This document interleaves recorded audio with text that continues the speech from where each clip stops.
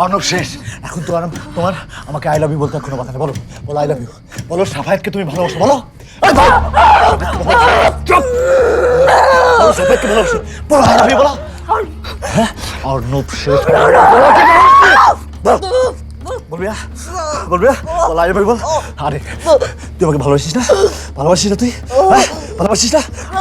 আমি তো তোকে ভালোবাসি। বলো বলো আমি ভালোবাসি না বলো। না বলে কিন্তু মেরে ফেলব তোকে। বল বল কে ভালোবাসিস? চুপ চুপ বল I love you. I love you বলো। বল বল আই লাভ ইউ সাফায়েত বল। বলবি না?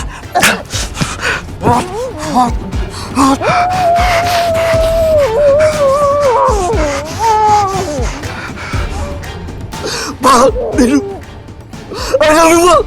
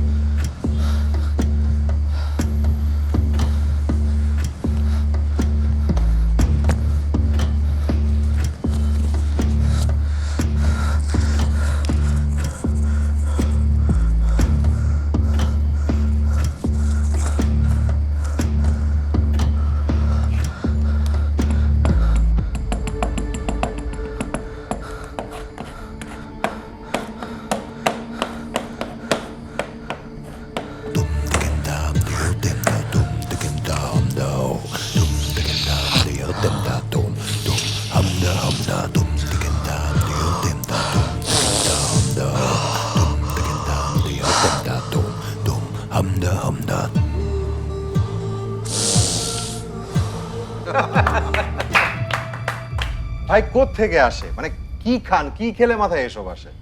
স্যার আমার নানু মারা যাওয়ার পর মন গড়া গল্প বানাতে যদি কেউ ওস্তাদ হয়ে থাকে এই ভদ্রলোক।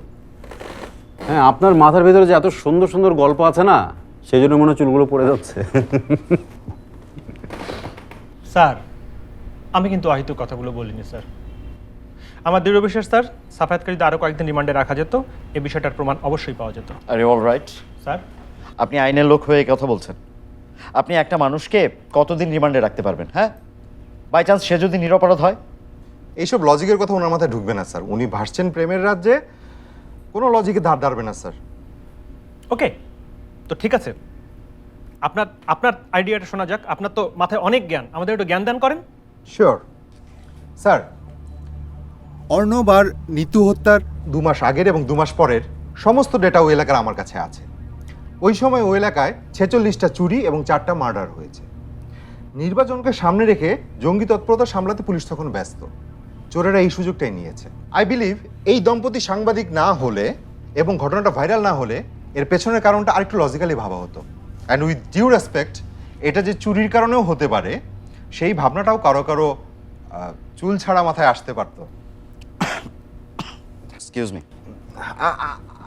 I didn't mean that, sir. আপনার মাথায় তো অনেক চুল, চুলের গোড়ায় গোড়ায় লজিক।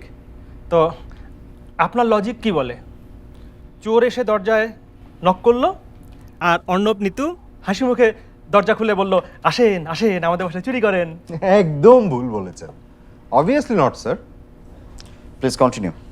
স্যার আপনারা তো সবই দেখেছেন। একটা বিষয় কি খেয়াল করেছেন?